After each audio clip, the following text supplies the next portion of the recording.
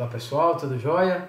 Vamos terminar determinantes então. Na última aula nós falamos das propriedades dos determinantes e agora nós vamos concluir as relações que faltam, as relações que nos facilitam os cálculos dos determinantes a partir de algumas propriedades.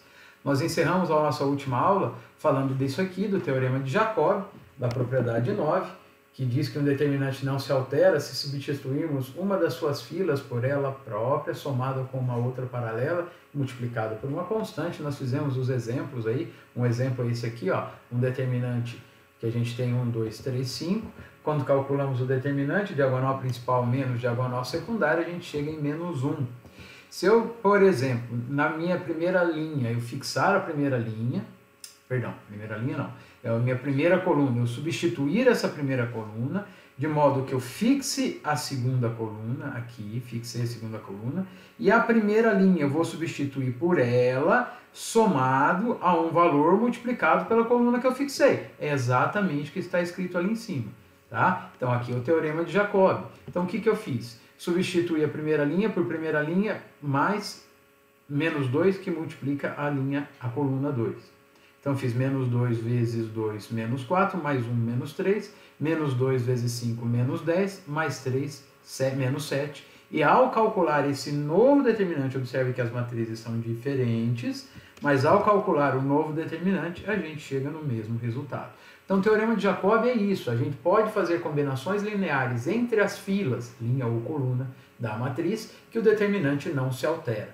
Ok? Então, essa propriedade serve para facilitar os cálculos de determinantes grandes. A gente viu o Teorema de Jacobi, que a gente tem que calcular cofator, elemento, cofator, elemento, cofator, elemento. Se eu pegar uma matriz 4x4, eu tenho 4 cofatores para 4 elementos, tem que calcular 4 determinantes de ordem 3. Então dá muito trabalho. E quando eu consigo aplicar o Teorema de Jacobi para fazer aparecer zeros na minha matriz, isso facilita o nosso cálculo.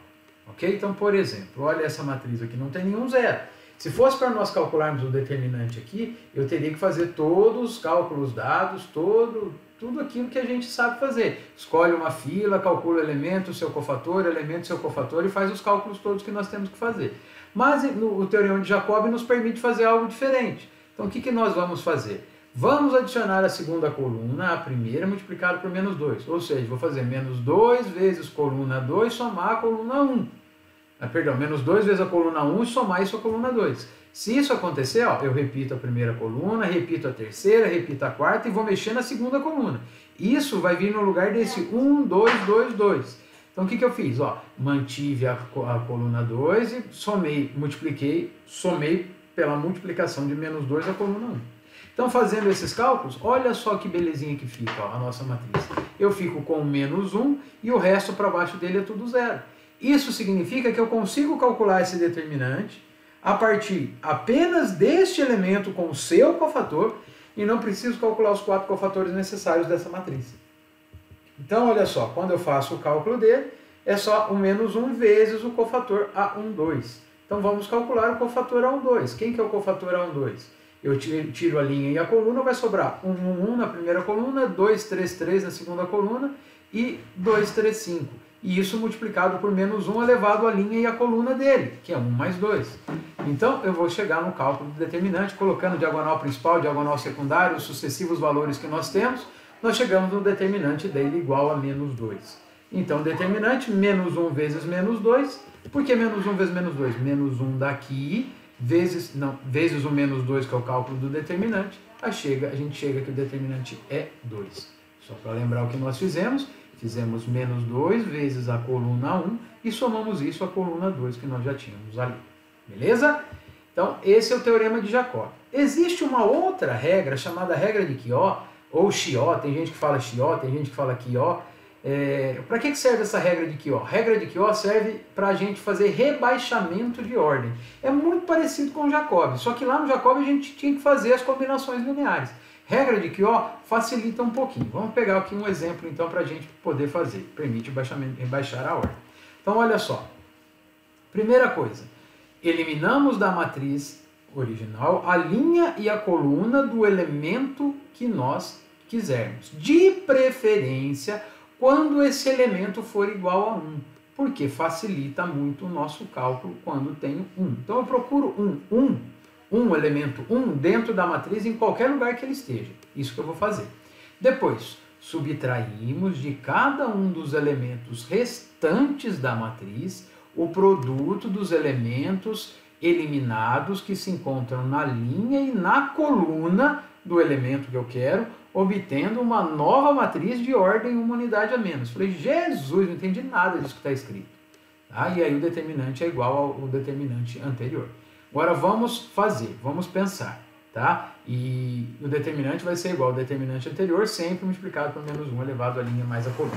Então vamos fazer um exemplo para a gente poder encontrar aqui. Ó. Regra de Chió, eliminando, fazendo cálculo a partir da regra de Chió. Vamos pegar um número 1, um elemento 1. Eu tenho dois 1s ali dentro. Eu tenho este e este. Então eu vou escolher esse aqui. Tá? Escolhi esse, podia escolher o outro, tanto faz. Então eu vou eliminar a linha e a coluna dela. Então vai cair para uma matriz de ordem menor, uma matriz 3×3, que vai ter os elementos 2, 3, menos 1, 3, 2, 2, menos 1, 2, 3. Certo? Vai ter esses elementos. Só que aí o que vai acontecer? Nós vamos fazer a segunda etapa. Eu vou pegar cada um desses elementos, por exemplo, 2, e vou subtrair o produto do 1 que foi eliminado da coluna dele, por 0 que foi eliminado da linha dele. Então olha só, o que vai acontecer? Olha lá. 2 eu tiro, 1 vezes 0. Do 3 eu vou tirar 4 vezes 0. Do menos 1 eu vou tirar 2 vezes 0. Então assim nós vamos fazer exatamente para os elementos da primeira linha. Na segunda linha eu vou ter o 3. E dele eu vou tirar o produto de 1 vezes 0. O 2, produto de 4 vezes 0. O 2, produto de 4 de 2 vezes 0. Ok? Depois a última linha, menos 1, o produto de 1 vezes 2. 2, esse 2, menos 4 vezes 2. 3 menos 2 vezes 2. Então aí nós temos a nossa matriz para que a gente possa chegar no cálculo dela. Ok? Então aí a matriz que nós fizemos. Chego nessa matriz menor de ordem 3×3, calculo o determinante e multiplico isso por menos 1 elevado, elemento da linha 2, coluna 4. Menos 1 elevado a 2 mais 4 vezes o determinante anterior. Isso é a regra de Chió. O determinante que dessa matriz aqui já calculei, ele dá menos 13. Menos 1 a sexta é 1, vezes menos 13, nós chegamos no nosso resultado. Ok? Tudo bem, pessoal? Menos 1 vezes menos 1 elevado a sexta vezes menos 13. Esse resultado aqui é menos 13. Consertem aí, por favor, que foi uma falha minha. Bom, agora a matriz inversa. Propriedade da matriz inversa. Uma matriz possui inversa, a gente já viu a propriedade, que o determinante da matriz inversa de uma matriz é igual a 1 sobre o determinante da matriz A. Se eu multiplicar em cruz o determinante da matriz A vezes o determinante da inversa é igual a menos 1. Ok? Isso nós já vimos na aula passada. Agora, se A e B são duas matrizes invertíveis, com A igual a 2 e B igual a 6, o que são matrizes invertíveis? São matrizes cujo determinante não dá zero. Isso é matriz invertível. Calcular o determinante de B vezes a inversa de A. Então, aqui eu posso aplicar o teorema de Binet. Falar que det de B vezes det de A menos 1 e det de A menos 1 é o inverso disso, para a gente poder calcular. Beleza? Então, essa é uma maneira de se calcular o determinante aplicando apenas a definição. Certo? Agora vamos encontrar a matriz inversa. Sejam A e B duas matrizes de ordem iguais, ordem N. Disse que B é inversa de A se e somente se o produto da matriz A vezes a inversa é igual à identidade. Matriz identidade, diagonal principal 1, o resto 0. Determinante dela, 1 vezes 1 vezes 1 vezes 1 vezes 1, 1. Então se eu falar que det de A vezes B é igual a det da identidade, det de A vezes det de B é igual a 1. E det de A é igual a 1 sobre det de B, porque as duas são inversas. Ok? Principal característica. Então, o que a gente vai fazer? Nós vamos pegar uma matriz aqui como exemplo. Uma matriz A, 1, 5, 2, 0. Determinante dela, diagonal principal 0, diagonal secundária 10, determinante dela menos 10. Uma matriz, para ser inversa dela, tem que ter a mesma ordem dela. Como eu não sei qual é a matriz, eu falei que essa matriz tem A, B, C e D lá dentro dela. Ok? Então, nós temos a condição que o produto da matriz pela inversa é igual à identidade. Ou seja, se eu pegar a matriz A, multiplicar pela inversa dela, vai dar 1, 0, 0, 1. E aí eu vou fazer a multiplicação em matrizes. Coloco 1 e 5 em pé e multiplico em cima e embaixo para que a gente possa ter esta matriz como matriz resultante. Ó, colocando 1 e 5 em pé, 1A mais 5B, 1C mais 5D, 2A mais 0B, 2C mais 0D, igual a 1, 0, 0, 1. E eu chego num sistema para que a gente possa fazer o cálculo. A mais 5B igual a 1, 2A igual a 0. Daqui nós temos já que A é 0, substitui e temos o valor de B. Daqui da segunda coluna, C mais 5D igual a 0, 2C igual a 1, C igual a meio, substitui, passou para o outro lado e a gente chega no valor de D. Então nós temos os 4 valores da nossa matriz. Pego esses 4 valores da nossa matriz e vou substituir aqui em A, B, C, D. Ok?